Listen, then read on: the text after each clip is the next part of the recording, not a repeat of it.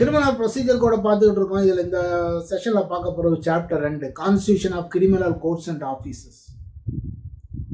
Criminal court எப்படி இருக்கணுங்கிறதா India முழுக்க ஒரே வகையான அட்மினிஸ்ட்ரேட்டிவ் செட்டப் தான் வைக்காங்க. ஏன்னா கிரிமினல் ப்ரொசீஜர் கோடில் இப்படி தான் செய்யணும்னு சொல்லியிருக்காங்க. ஒரு கோர்ட் ஆஃப் செஷன், ஒரு judicial magistrate, first class, second class, executive magistrate, 4 விதமான கோர்ட்டுகள் இருக்குது. எல்லா ஸ்டேட்லேயும் ஒரு ஹைகோர்ட், ஹைகோர்ட்டுக்கு கீழே செஷன்ஸ் கோர்ட்ஸ், அதுக்கு கீழே அவங்களுக்கு கீழே ஜுடிஷியல் மேஜிஸ்ட்ரேட் கோர்ட்டு, மெட்ரோபாலிட்டனாக இருந்தால் மெட்ரோபாலிட்டன் கோர்ட்டு, இது போக எக்ஸிக்யூட்டிவ் மேஜிஸ்ட்ரேட் கோர்ட்டுகளும் ப்ரொவிஷன் கொடுக்காங்க. யார் யார் என்ன செய்யணும் அப்படிங்கிறத சொல்லுவாங்க. அப்போ அதை பார்க்கலாம். Section 6 classes of criminal court சொல்லுவாங்க. இப்போ நான் சொன்னதான் high court, apart from high court sessions court, judicial magistrate first class, metropolitan ஏரியாவில் ஃபஸ்ட் கிளாஸ் மேஜிஸ்ட்ரேட்டை தான் மெட்ரோபாலிட்டன் மேஜிஸ்ட்ரேட்னு சொல்லுவோம். இது போக ஜுடிஷியல் செகண்ட் கிளாஸ் மேஜிஸ்ட்ரேட், இது போக எக்ஸிக்யூட்டிவ் மேஜிஸ்ட்ரேட். அப்போ 4 விதம்: sessions, first class magistrate, second class magistrate, 4வது எக்ஸிக்யூட்டிவ் மேஜிஸ்ட்ரேட். டெரிட்டோரியல் டிவிஷனாக பிரிவு கொடுக்கக்கூடியது ஸ்டேட்டுக்கு பவர். எப்படி பிரிக்கணும் என்னங்கதான் ஸ்டேட் கவர்மெண்ட்டு செய்யலாம் after consultation with the high court. இது செக்ஷன் 8 சொல்லுவோம். 7 செக்ஷன் 8 மெட்ரோபாலிட்டன் ஏரியாவை பற்றி சொல்லுவாங்க. ஒரு மெட்ரோபாலிட்டன் ஏரியான்னு சொன்னால் 10 லட்சத்துக்கு மேலே ஜனத்தொகை இருக்கணும். அதுக்கு முந்தின ஜனத்தொகை கணக்கெடுப்பின்படி 10 லட்சத்துக்கு மேலே இருக்கணும். அதெல்லாம் மெட்ரோபாலிட்டன் ஏரியா. அங்கே மெட்ரோபாலிட்டன் ஏரியாவில் அங்கே என்ன இருக்காங்க, ஜுடிஷியல் மேஜிஸ்ட்ரேட்டு சொல்லாமல் ஃபஸ்ட் கிளாஸ் ஜுடிஷியல் மேஜிஸ்ட்ரேட்டுக்கு போல அங்கே மெட்ரோபாலிட்டன் மேஜிஸ்ட்ரேட்னு இருக்கார். அது வேணுமான அந்த இடங்களை கூட்ட குறைக்க செய்து ஸ்டேட் கவர்மெண்ட்டு செய்யலாம். இப்போ பாப்புலேஷன் 10 கீழே வந்துட்டா என்ன செய்ய? ஏற்கனவே மெட்ரோபாலிட்டனாக இருந்தது, ஆனால் இப்போ பாப்புலேஷன் கீழே குறைஞ்சிட்டு அப்போ ஜுடிஷியல் மேஜிஸ்ட்ரேட் ஆகிருந்தாங்க. அப்படி ஸ்டேட் கவர்மெண்ட் மாற்றலாம். அது எந்த தேதி சொல்லுவாங்களோ அந்த தேதியிலேருந்து அவங்க ஜுடிஷியல் மேஜிஸ்ட்ரேட்டாக மாறுதான். அப்போ ஏற்கனவே ஒரு கேஸுகள் நடந்துக்கிட்டு இருக்கு அப்படின்னு சொன்னால் இப்படி ஒரு மாற்றம் இல்லாதது போல் அவங்க அப்படியே தொடரலாம். அதே வழக்குகள் அதே கோர்ட்டில் அப்படியே தொடரும். மெட்ரோபாலிட்டன் ஏரியாவை கூட்ட குறைக்க ஸ்டேட் கவர்மெண்ட்டுக்கு பவர் இருக்குது. இதெல்லாம் செக்ஷன் 8. செக்ஷன் 9 இனி கான்ஸ்டியூஷன் ஆஃப் கோர்ட்ஸ், அதில் யார் யார் இருப்பாங்கங்கிறத சொல்லுவாங்க. செக்ஷன் 9 சொல்லுவாங்க state to establish court of session. State government sessions கோர்ட்டை வைக்கணும். Every court of session is presided ஒரு judge appointed by the high court. அவருக்கு அங்கே கொடுக்குது, அப்பாயின்மெண்ட் கொடுக்குது high court. High court may also appoint additional session judge, assistant sessions. Additional கொடுக்கலாம் அல்லது assistant கொடுக்கலாம். ஹைகோர்ட் என்ன செய்யலாம், ஒரு செஷன்ஸில் இருக்க ஜட்ஜை இன்னொரு செஷன்ஸுக்கு அவருக்கு அடிஷ்னல் சார்ஜ், அங்கே போய் அடிஷ்னல் செஷன் ஜட்ஜுன்னு கொடுக்கலான்னு அங்கே பவர் கொடுத்துருக்கு. இப்போ செஷன்ஸில் உள்ள ஜட்ஜு லீவில் போயிட்டாரு, காலி ஆகிட்ட, இடம் காலியாக இருக்குது அப்படின்னா ஹைகோர்ட் மேக் அரேஞ்ச்மெண்ட்ஸ். அடிஷ்னலோ அல்ல அசிஸ்டண்ட்டு செஷன்ஸ் ஜட்ஜ் இருந்தாங்கன்னா அவங்க கையில் கொடுக்கலாம். அப்படியே இல்லையே, அங்கே ஒரு 2 பேர் இல்லை அப்படின்னா சிஜேஎம், சீஃப் ஜுடிஷியல் மேஜிஸ்ட்ரேட் கையில் அந்த செஷன்ஸோட டிவிஷனோட பொறுப்பை கொடுக்கலாம். அப்படி வரும்போது அவங்களுக்கு செஷன்ஸ் ஜட்ஜோட எல்லா பவரும் இருக்கும். அப்போ எங்கே இருக்கணும், பிளேஸ் ஆஃப் சிட்டிங் ஹைகோர்ட்டு சொன்ன இடத்துல. இல்லை தேவைப்பட்டால் வழக்கு விசாரணையில் சாட்சியங்களுக்கும் அதில் உள்ள பார்ட்டிஸுக்கும் வசதியான இடம் அப்படின்னு சொன்னால் அங்கே ஒரு இடத்த வைக்கலாம். கேதர் சிங் வர்சஸ் ஸ்டேட், பழைய பிரைம் மினிஸ்டர் இந்திரா காந்தி சுட்டு கொண்ட கேஸு, அந்த குற்றவாளிகளை வெளியே கொண்டு வருவதில் பிரச்சனைகள் இருக்கும். எதிர்த்தரப்பு அவனை அடிச்சிருவான், கொண்டுருவாங்க அப்படிங்கிற ஒரு எண்ணம் இருக்குது. இல்லை சாட்சிகளுக்கு பாதுகாப்பு இல்லைங்க, இந்த மாதிரியெல்லாம் இருக்கலாம். இந்த மாதிரி இருந்தால் வேறு இடத்துல வைக்கலாங்கிறதுக்காக இந்த மாதிரி விஷயம், இது பொலிட்டிக்கலி சென்சிட்டிவ் மேட்ரு, அவங்கள வெளியே கொண்டு வர முடியாது. அதுக்காக என்ன செய்தாங்க, ஜெயிலையே ஜட்ஜுன்னு டெக்ளேர் பண்ணிவிட்டு ஜெயிலையே கோர்ட்டுன்னு டெக்ளேர் பண்ணி ஜட்ஜி அங்கே போய் விசாரணை நடத்தினார். அதை அவங்க எதிர்பார்த்து போய் சுப்ரீம் கோர்ட்டில் கம்ப்ளைண்ட் கொடுக்காங்க, இது இப்படி செய்யக்கூடாதுன்னு. சுப்ரீம் கோர்ட் என்ன சொல்லுவாங்க, high court can fix a place other than the court where sittings are normally held if the high court so notifies for the ends of judges. நீதிக்காக எங்கே வேணுமானாலும் ஒரு இடத்த சொல்லலாம். அப்போது எங்கே இருக்கணும்னா கோர்ட்டில் தான் இருக்கணும், வேணுமானா வெளி இடத்துல இருந்தாலும் தப்பு இல்லை அப்படிங்கிறத சொல்லியிருக்கான். ஏன்னா சபார்டினேஷனை பற்றி சொல்லுது, யார் யாருக்கு அடங்கி இருக்கணும், யார் யாருக்கு கீழே இருக்கணும் அப்படிங்கிறத செக்ஷன் 10. அசிஸ்டன்ட் செஷன்ஸ் ஜட்ஜு வந்து செஷன்ஸ் ஜட்ஜுக்கு கீழே இருப்பார். அவர் செஷன்ஸ் ஜட்ஜு இந்த அசிஸ்டண்ட்டுகள் என்னென்ன கேஸ்களை பார்க்கணுங்கிறத அவர் பிரித்து கொடுப்பார். அதே மாதிரி ஒரு ஆள் இல்லாட்ட என்ன செய்ய, இல்லை அவர் இல்லாட்ட என்ன செய்ய, இதெல்லாம் அவர் சொல்லுவார் அப்படிங்கிறத சொல்லிடலாம். இனி செக்ஷன் 13 ஜுடிஷியல் மேஜிஸ்ட்ரேட்டை பற்றி சொல்லலாம். எங்கெங்கே ஜுடிஷியல் மேஜிஸ்ட்ரேட்டு கோர்ட் இருக்கணுங்கிற ஸ்டேட்டு சொல்லலாம், ஸ்டேட்டு சொல்லுவாங்க. அது போக வேற ஒரு செக்ஷன் 11 ஒன்று சொல்லுவாங்க, ஸ்பெஷல் கோர்ட் வேணாலும் வச்சுக்கிடுங்க அப்படின்னு. ஒரு குறிப்பிட்ட வழக்குகளை மட்டும் விசாரிக்கிறதுக்குன்னு ஒரு ஸ்பெஷல் கோர்ட். உதாரணத்துக்கு SC/ST ப்ரிவென்ஷன் ஆஃப் அட்ராசிட்டிஸ் ஆக்டுக்கு அதை மட்டும் விசாரிக்கிறதுக்குன்னு ஒரு கோர்ட்டு. அப்போ அந்த கோர்ட்டு அது மட்டும்தான் பார்க்கும், மற்ற கோர்ட்டுகள் அந்த கேஸ்களை எடுக்கக்கூடாது. 1 or more special courts of judicial magistrate first class or second class to try particular cases. அந்த பர்டிகுலர் வழக்குகளை மட்டும் வைக்கிறதுக்கு ஸ்பெஷல் கோர்ட் வச்சுக்கிடலாம் அப்படிங்கிறதையே இந்த செக்ஷனில் பவர் கொடுக்காங்க, செக்ஷன் 11. அப்போ ஜுடிஷியல் மேஜிஸ்ட்ரேட் வைக்கல ஸ்பெஷலாக கோர்ட்டுகளையும் நீங்கள் உண்டாக்கலாம். இது அப்பாயின்மெண்ட் கொடுக்கக்கூடியது ஹைகோர்ட்டு. ஹைகோர்ட் என்ன செய்யலான்னா, இந்த ஒரு கோர்ட்டில் ஆள் இல்லைன்னா லீகல் ஜுடிஷியல் சர்வீசஸில் இருக்க வேற ஒரு ஜட்ஜி அங்கே உட்கார வைக்கலாம். Any member of the judicial service of the state functioning as a judge in the civil court. Civil கோர்ட்டில் இருக்கவரை கொண்டு வந்து கிரிமினல் கோர்ட்டில் டெம்பரரியாக வேணுமா தேவையா அப்படின்னா high court may confer powers on judicial magistrate. First class பவரோ செகண்ட் கிளாஸ் பவரோ அவருக்கு கொடுக்கலாம் அப்படிங்கிறார். அப்போது இதில் பவர்ஸ்னு பார்த்திங்கன்னா, கோர்ட்டை எஸ்டாப்ளிஷ் பண்ண வேண்டியது ஸ்டேட் கவர்மெண்ட்டு, அதில் நீதிபதிகளை அப்பாயின்ட் பண்ண வேண்டியது ஹைகோர்ட்டு, அவங்க மேலே அட்மினிஸ்ட்ரேட்டிவ் கண்ட்ரோல் வச்சுருக்குது ஹைகோர்ட். இதை கீதா வெர்சஸ் அருணாகுமாரி கேஸில் சொல்லுவாங்க இப்படி, presiding officer such court is to be appointed by the high court. அடுத்தது chief judicial magistrate, additional chief judicial magistrate section 12. ஒரு ஃபர்ஸ்ட் கிளாஸ் மேஜிஸ்ட்ரேட்டை ஒரு சீஃப் ஜுடிஷியல் மேஜிஸ்ட்ரேட்டை ஹைகோர்ட்டு டெசிக்னேட் பண்ணலாம்.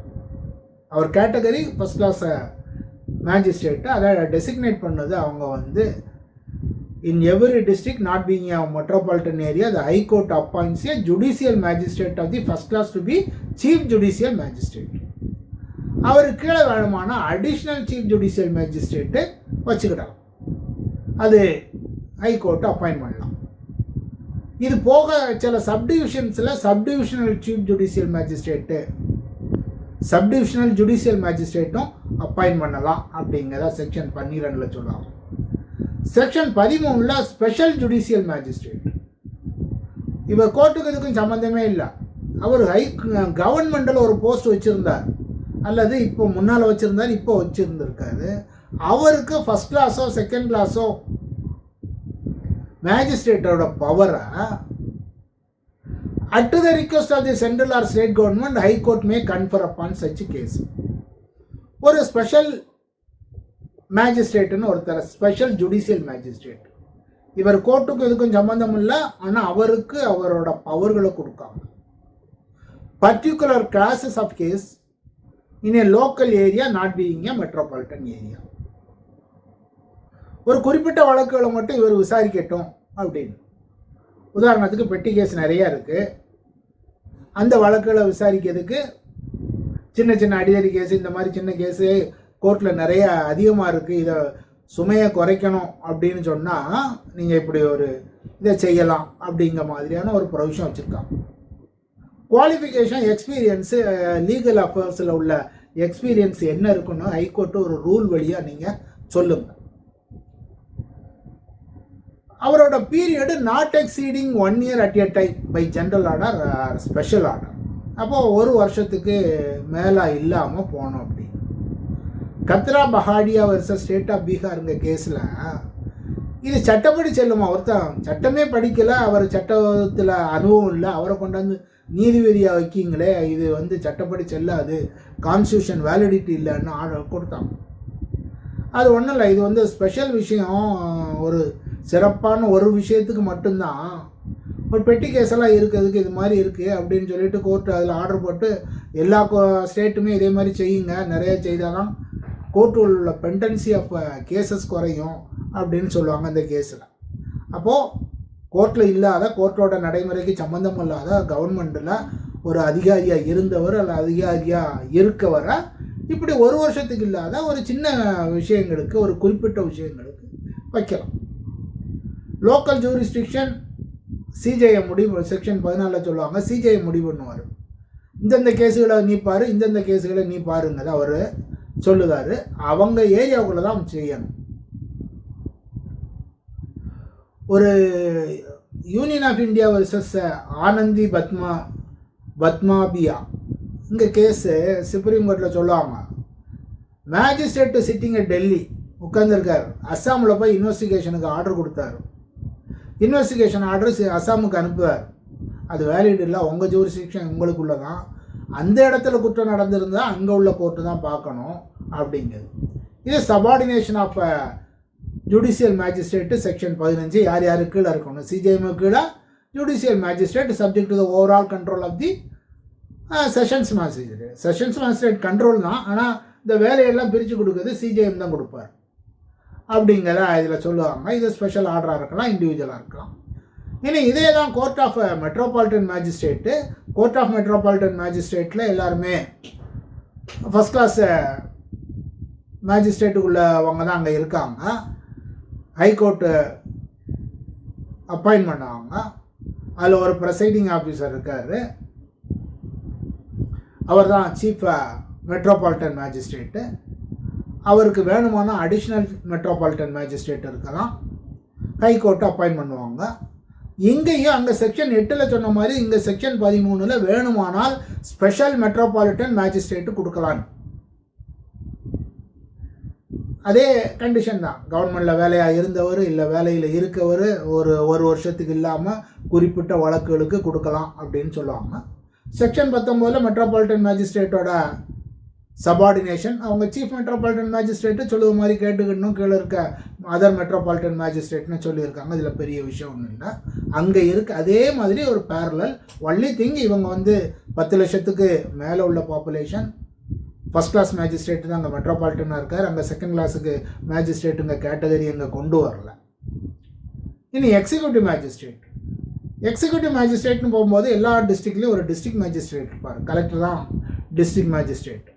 அங்கே வேணுமான additional district magistrate government appoint பண்ணிக்கிடலாம். இதெல்லாம் எக்ஸிக்யூட்டிவ் சைடில். ஒரு டிஸ்ட்ரிக்ட் மேஜிஸ்ட்ரேட்டு காலியாக இருக்காது, இடம் காலியாக இருக்குன்னா over comes to that place அவர் அந்த பவரை யூஸ் பண்ணணும். ஒரு கலெக்டர் லீவில் போயிருக்காரு, ஒரு மாதம் இல்லை, வேறு ஒருத்தர் டெம்பரரி சார்ஜில் இருக்காருன்னா அவர் அந்த கலெக்டருக்குள்ள எல்லா பவரையும் யூஸ் பண்ணணும். அந்த டிஸ்ட்ரிக்ட் மேஜிஸ்ட்ரேட்டோட பவரை அவர் செய்யணும். சப்டிவிஷனல் மேஜிஸ்ட்ரேட் வேணுமானா செய்யலாம். ஒரு குரூப்பு, ஒரு ஏரியாவுக்கு சப்டிவிஷனல் மேஜிஸ்ட்ரேட்னு வைக்கலாம். கவர்மெண்ட்டு அதோட பவர்களை டிஸ்ட்ரிக்ட் கலெக்டருக்கு கொடுக்கலாம்.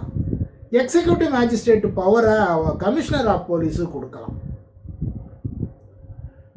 The state government, if not precluded from conferring any other powers, executive magistrate in relation to the metropolitan area to commissioner of police. Commissioner of போலீஸுக்கு executive power கொடுக்காங்க. இது ஏன்னு சொன்னாங்கன்னா, அந்த எக்ஸிக்யூட்டிவ் பவரில் தான் வருது இந்த கலவரங்களை அடக்குறதுக்கு, இல்லை ஒருத்தன்ட்ட இருந்து நீ பாண்டு எழுதித்தா இந்த மாதிரி கேட்க பவர்கள் வருது. அதை கொடுத்தாதான் போலீஸை அவங்கள அடக்க முடியுங்கிறதுக்காக கொடுக்கலாங்கிறது இங்கே ஒரு விஷயமாக வச்சுருக்காங்க. அடுத்த ஸ்பெஷல் எக்ஸிக்யூட்டிவ் மேஜிஸ்ட்ரேட்டு. அங்கே நம்ம பார்த்த மாதிரி எங்கே ஒரு விஷயம் வரும். இதை என்ன செய்யலான்னா, special executive magistrate particular area for the performance of a particular function. ஒரு குறிப்பிட்ட ஏரியாவுக்கு ஒரு குறிப்பிட்ட ஃபங்க்ஷனுக்கு நீங்கள் அப்படி கொடுக்கலாம் அப்படின்னு சொல்லுவாங்க. இதில் ஒரு case state of Maharashtra versus Mohammed Salim Khan. இதில் என்ன செய்தாங்கன்னா கவர்மெண்ட்டு கிரேட்டர் பாம்பே ஏரியாவில் எல்லா அசிஸ்டன்ட் கமிஷனர் ஆஃப் போலீஸையும் ஸ்பெஷல் எக்ஸிக்யூட்டிவ் மேஜிஸ்ட்ரேட்டாக்கி வச்சுட்டாங்க. அப்போ அங்கே நம்ம பார்த்தது எக்ஸிக்யூட்டிவ் மேஜிஸ்ட்ரேட்டாக கமிஷனர் ஆஃப் போலீஸை வச்சுக்கலான் இருக்குது. இவங்க என்ன வச்சுருக்காங்க, அசிஸ்டன்ட் கமிஷனர் ஆஃப் போலீஸுக்கு ஸ்பெஷல் எக்ஸிக்யூட்டிவ் பவர் கொடுக்காங்க. அவர் செக்ஷன் 107 படி செக்யூரிட்டி ஃபார் கீப்பிங் பீஸ், அமைதி நான் இருப்பேன் அப்படின்னு ஒருத்தன்ட்ட பாண்டு கேட்காரு. அவன் இவருக்கு பவரே இல்லையான்னு போகிறாங்க. அப்போ சுப்ரீம் கோர்ட்டில் சொல்லுவாங்க special executive magistrates are also executive magistrate in their area. அப்போ அவருக்கு பவர் இருக்குது அப்படின்னு சொல்லலாம். இனி லோக்கல் ஜூரிஸ்டிக்ஷனை ஸ்டேட் கவர்மெண்ட்டு சொல்லுவாங்க, இல்லாட்டா டிஸ்ட்ரிக்ட் கலெக்டரு டிஸ்ட்ரிக்ட் மேஜிஸ்ட்ரேட்டு சொல்லுவார். சபார்டினேஷன் ஆஃப் எக்ஸிக்யூட்டிவ் மேஜிஸ்ட்ரேட்னு பார்த்தீங்கன்னா ஒவ்வொரு லெவலாக தான் வரும். டிஸ்ட்ரிக்ட் கலெக்டரு அடுத்து அவருக்கு எக்ஸிக்யூட்டிவ் மேஜிஸ்ட்ரேட் டிஸ்ட்ரிக்ட் கலெக்டருக்கு என்னென்னு கேட்கணும் அப்படின்னு. இனி அடுத்து பப்ளிக் ப்ராசிக்யூட்டரை பற்றி பார்க்கலாம். பப்ளிக் ப்ராசிக்யூட்டரை பற்றி சொல்லுது செக்ஷன் 24. ஒவ்வொரு ஹைகோர்ட்டுக்கும் ஸ்டேட் கவர்மெண்ட்டு சென்ட்ரல் கவர்மெண்ட்டு ஒருத்தரை பப்ளிக் ப்ராசிக்யூட்டரை அப்பாயின்ட் பண்ணணும். வேணுமானா அடிஷ்னல் பப்ளிக் ப்ராசிக்யூட்டர் வச்சுக்கிடலாம், ஒருத்தருக்கு மேற்பட்டவரை வைக்கலாம். ஒவ்வொரு டிஸ்ட்ரிக்ட்டுக்கும் நீங்கள் ஸ்டேட் கவர்மெண்ட்டு பப்ளிக் ப்ராசிக்யூட்டர் வச்சுக்கலாம். அங்கே வேணுமானா ஒரு டிஸ்ட்ரிக்டில் உள்ள பப்ளிக் ப்ராசிக்யூட்டரை இன்னொரு டிஸ்ட்ரிக்ட்டுக்கும் வச்சுக்கலாம். இப்படி ஒரு டிஸ்ட்ரிக்ட் லெவலில் நீங்கள் பப்ளிக் ப்ராசிக்யூட்டர் வைக்கணுமானா district magistrate in consultation with the sessions judge ஒரு பேனல் உண்டாக்கி அதில் இருக்கவங்கள தான் நீங்கள் பப்ளிக் ப்ராசிக்யூட்டராகவோ அடிஷ்னல் பப்ளிக் ப்ராசிக்யூட்டராகவோ நீங்கள் வைக்க முடியும் அப்படின்னு. இல்லை ரெகுலர் கேடராக இருக்காங்க, சில ஸ்டேட்டில் பப்ளிக் ப்ராசிக்யூட்டர் கேடராகவே சர்வீஸ்லேயே கொண்டு வரான் அப்படின்னு சொன்னால் அதில் இருந்தால் நீங்கள் போடணும். அதில் ஆள் இல்லைன்னா நீங்கள் வெளியே டிஸ்ட்ரிக்ட் மேஜிஸ்ட்ரேட்டு ப்ரிப்பேர் பண்ண பேனல்லேருந்து ஒரு ஆளை போட்டுக்கிடலாம். பப்ளிக் ப்ராசிக்யூட்டர் எலிஜிபிலிட்டி 7 இயர்ஸ் ப்ராக்டிஸில் இருந்திருக்கணும். ஸ்பெஷல் பப்ளிக் ப்ராசிக்யூட்டராக ஒரு ஆளை நீங்கள் போட போகிறீங்கன்னா அவருக்கு 10 வருஷம் இருக்கணும். அது for the purpose of the particular case or class of cases. இந்த ஒரு வழக்குக்கு மட்டும்தான் அவர் பப்ளிக் ப்ராசிக்யூட்டராக இருப்பார், ஸ்பெஷல் பப்ளிக். உதாரணம் சொல்ல போனால் பழைய சீஃப் மினிஸ்டர் கேஸுக்கு ஒரு குறிப்பிட்ட ஆளாக ஒரு கர்நாடக கவர்மெண்ட்டு இவர் தான் எங்கள் பப்ளிக் ப்ராசிக்யூட்டரும் ஸ்பெஷலாக அப்பாயின்ட் பண்ணாங்க. அந்த மாதிரி victim may also engage advocate. இது வேணுமானா ஒரு விக்டிம் கூட பப்ளிக் ப்ராசிக்யூட்டருக்கு உதவி பண்ணதுக்கு ஒரு விக்டிமை வச்சுக்கிடலாம். பின்னால் படிக்கும்போது பார்த்தோம், நம்ம பார்க்கலாம். இவங்க பப்ளிக் ப்ராசிக்யூட்டரை அசிஸ்ட் பண்ணுவாங்க. ஒருத்தனை கொலை பண்ணிட்டான் அப்படின்னா பாதிக்கப்பட்டவங்க என்ன செய்வாங்க, அவங்க குடும்பத்துக்காரங்க அவனை சும்மா விட்டுறக்கூடாது. இல்லை ஒருத்தனை அடிச்சுட்டான் காலை வெட்டிட்டான்னா பாதிக்கப்பட்டவர் சும்மா அவனை விட்டுறக்கூடாது. இந்த பப்ளிக் ப்ராசிக்யூட்டர் சரியாக கேஸ் நடத்தலைன்னா அவன் வெளியே வந்துடுவான் அப்படின்னா அவர் ஒரு கேஸ் வச்சுக்கலாம், வக்கீலை வச்சுக்கலாம். அவர் பப்ளிக் ப்ராசிக்யூட்டருக்கு அசிஸ்ட் பண்ணுவார். கடைசியாக வேணுமானா இவர் ஒரு ரிட்டன் சப்மிஷன் இவர் கொடுக்கலாம். அந்த அளவுக்கு அது ப்ரொவிஷன் இருக்கு. கன்சல்டேஷன் வித் த ஹைகோர்ட், ஹைகோர்ட்டோட கன்சல்டேஷன் வேணும். இதில் ஜெயேந்திர சரஸ்வதி சுவாமிகள் வர்சஸ் ஸ்டேட் ஆஃப் தமிழ்நாடுல கேஸ் நடந்தது. தமிழ்நாட்டில் நடந்த கேஸ் சரி இருக்காதுன்னு சொல்லி புதுச்சேரிக்கு மாற்றினாங்க. அங்கே ஸ்பெஷல் பப்ளிக் ப்ராசிக்யூட்டரை தமிழ்நாடு கவர்மெண்ட்டு போடணுமா இல்லை புதுச்சேரி கவர்மெண்ட்டு கொடுக்கணுமான்னு இஷ்யூ வந்தது. அப்போ ஹைகோர்ட்டு ஆர்டர் கொடுத்தது, இல்லை சுப்ரீம் கோர்ட்டு, எங்கே கேஸ் நடக்கோ அந்த கவர்மெண்ட்டு தான் நாங்கள் கொடுக்கணும் அப்படின்னு ஆர்டர் போட்டாங்க. அங்கே பப்ளிக் ப்ராசிக்யூட்டர் கொடுக்க வேண்டியது, ஸ்பெஷல் பப்ளிக் ப்ராசிக்யூட்டர் கொடுக்க வேண்டியது பாண்டிச்சேரி கவர்மெண்ட்டு தான் அப்படிங்கிறத சொன்னாங்க.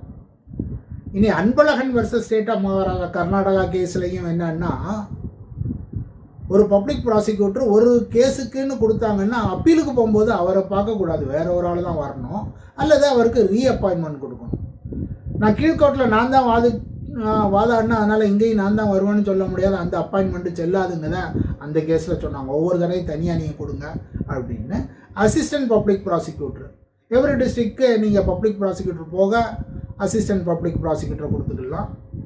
அசிஸ்டன்ட் ப்ராசிக்யூட்டர் இல்லை அப்படின்னு சொன்னால் டிஸ்ட்ரிக்ட் மேஜிஸ்ட்ரேட் வேறு யாரை வேணுமானும் ஒரு ஆளை நீங்கள் அசிஸ்டன்ட் ப்ராசிக்யூட்டராக இருந்துக்கோ அப்படின்னு assistant public prosecutor in charge of that case அப்படின்னு போட்டுக்கலாம் அப்படின்னு. உதாரணத்துக்கு ஒரு போலீஸ் ஆஃபீஸரையே போட்டுக்கலாம் அப்படின்னு, not below the rank of the inspector கொடுத்துக்கலாம். ஆனால் என்ன, அவர் அந்த வழக்கில் தொடர்புடைய ஆளாக இருக்கக்கூடாது, இன்வெஸ்டிகேஷன் நடத்தின ஆளாக இருக்கக்கூடாது. இது போக டைரக்டர் ஆஃப் ப்ராசிக்யூஷன் ஒரு தனி டிபார்ட்மெண்ட் இருக்குது. அவங்க இந்த பப்ளிக் ப்ராசிக்யூட்டர்லாம் பார்க்கக்கூடிய வழக்குகளை கையில் வச்சு ஒரு கண்ட்ரோல் நடத்துறதுக்காக ஒரு டைரக்டர் ஆஃப் ப்ராசிக்யூஷன், அந்த டைரக்டரோட கண்ட்ரோலில் இந்த பப்ளிக் ப்ராசிக்யூட்டர்லாம் வராங்க. அவருக்கு கீழே இருக்க டெப்டி டைரக்டரோட கண்ட்ரோலில் அசிஸ்டன்ட் பப்ளிக் ப்ராசிக்யூட்டர் எல்லாருமே வராங்க. அவங்கள அவர் மேனேஜ் பண்ணுவாங்க. இனி அடுத்த செஷனில் கோர்ட்டுகளோட பவர்கள் என்ன இருக்குங்க